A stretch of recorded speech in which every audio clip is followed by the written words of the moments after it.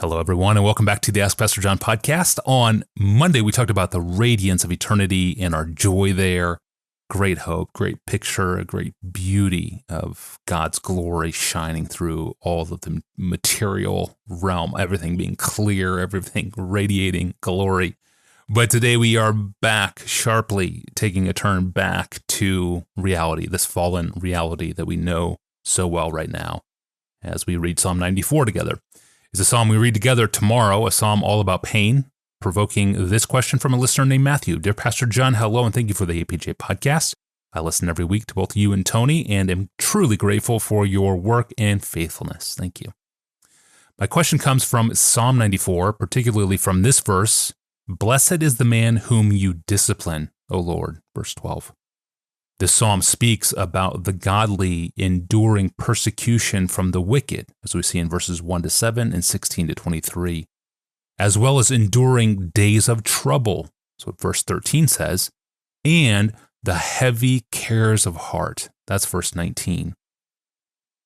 I've been wondering if these three categories are all forms of discipline that God uses for the psalmist and for us today. Does God discipline his children through persecution, by allowing us to go through times of trouble, and by placing heavy cares on our hearts? Are each of these experiences considered forms of discipline in our lives? And if so, what does it all mean for the Christian? Thank you. Right in the middle of this psalm, Psalm 94, namely verse 12 out of the 23 verses, comes the statement about the Lord's discipline. It says, Blessed is the man whom you discipline, O Lord, and whom you teach out of your law to give him rest from days of trouble until a pit is dug for the wicked. So it's clear that until the wicked are completely vanquished, there will always be days of trouble and persecution for God's people. And though this trouble may be designed by the wicked for our destruction, nevertheless, it is designed in a disciplinary way by God for our discipline. Here's verses 5-7. They crush your people, O Lord, and afflict your heritage. They kill the widow and the sojourner, and they murder the fatherless, and they say, The Lord does not see. The God of Jacob does not perceive. So clearly, the wicked don't view their persecution as discipline. They see it as destruction. But just like Genesis 50, verse 20 said, what they mean for evil, God means for good. So the wicked have one purpose in our persecution, and God has another purpose. Theirs is destruction, God's is discipline. Then Matthew, this fellow who's asking us these questions, Matthew asks if alongside discipline of persecution, are there two other ways that God disciplines us, namely days of trouble and heavy cares of heart. Now, I wouldn't say it quite like that, namely that there are separate categories of discipline, because in the context of this psalm, the persecution is at least part of what makes the days of trouble. Yeah. And persecution is at least part of what makes the heavy heart. Mm-hmm. So days of trouble include days of persecution, and cares of heart include cares about persecution. So they're not strictly three categories. But I think Matthew what he really cares about is, does the Lord discipline us with persecution, with days of trouble, with heavy cares of heart, whether that trouble and those cares come from persecution or some other source? That's the concern. And the answer is certainly yes. Yes, he does discipline us that way. The New Testament gives really clear confirmation of the way the Lord disciplines us, whether by persecution or various troubles or heaviness of heart. So let's look at one example for each of these sources of discipline. And along the way, I think it will be clear what discipline really means. First, Hebrews 12, verse 3 following, consider Christ, who endured from sinners such hostility against himself, so that you may not grow weary or faint-hearted. In your struggle against sin, you have not yet resisted to the point of shedding your blood. So clearly, persecution is in view here, leading even up to bloodshedding like Jesus. And then he goes on in verse 5, and have you forgotten the exhortation that addresses you as sons? My son, do not regard lightly the discipline of the Lord. That's referring back to the persecution. Nor be weary when reproved by him. For the Lord disciplines the one he loves and chastises every son whom he receives. It is for discipline that you have to endure. God is treating you as sons. So the very persecution that is leading some to shedding their own blood, God calls loving discipline of his precious children. What's the point of such discipline? 4 verses later, we get the answer to that question. It says, God disciplines us for our good, that we may share his holiness. For the moment, all discipline seems painful rather than pleasant, but later it yields the peaceful fruit of righteousness. So, to those who have been trained by it, they get holiness or peaceful fruit of righteousness.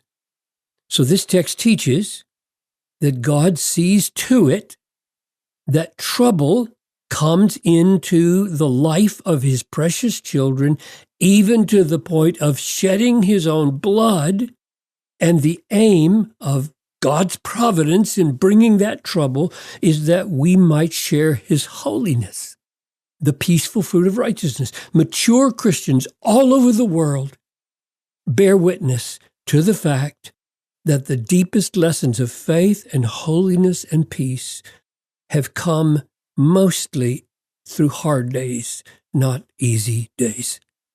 Why that is becomes clearer with the second example of God's discipline, namely through kinds of trouble, not just persecution, other kinds.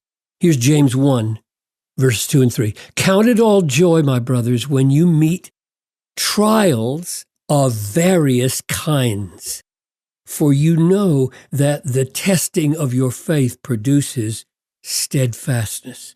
So the picture seems to be that when these various trials, various troubles of all kinds, when they come, they threaten to break your faith.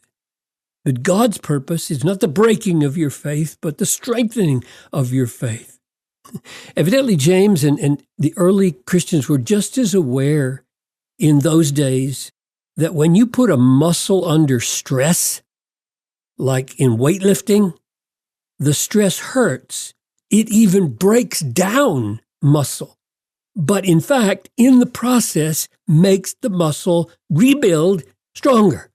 That's what steadfastness is. It's a tested faith, put under pressure, a disciplined faith, and it is able then to endure greater trials to come.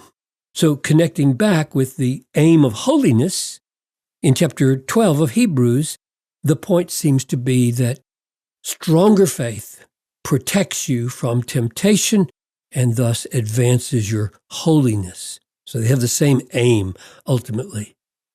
And now you might think, but wait a minute, Pastor John, you seem to be assuming that God brings these various trials, but the text didn't say that. Why do you assume that? Well, we can see it in the third example of how God uses heaviness of heart. So we have persecution, various troubles, and now heaviness of heart to produce stronger faith. And here's 2 Corinthians 1, 8 and 9. We do not want you to be unaware, brothers, of the affliction we experienced in Asia, for we were so utterly burdened beyond our strength that we despaired of life itself. Now there's the heaviness of heart owing to life-threatening trial. Paul was despairing of staying alive. It goes on. Indeed, we felt that we had received the sentence of death, but that was to make us rely not on ourselves, but on God who raises the dead. Now, when Paul says that the purpose of this life-threatening, crushing burden was to help his faith, his reliance on God, whose purpose was that? It isn't Satan's, and it isn't his adversary's purpose. They're not trying to make Paul's faith stronger. Who is it? It's God. That's why I think we can say that God sees to it that the troubles we have, whether persecution or some other heaviness of heart, are designed not by Satan, not by wicked men, but by God for our holiness, for our fruitful righteousness, for our peace, for our strengthened faith, for our greater reliance upon God, and thus for our joy.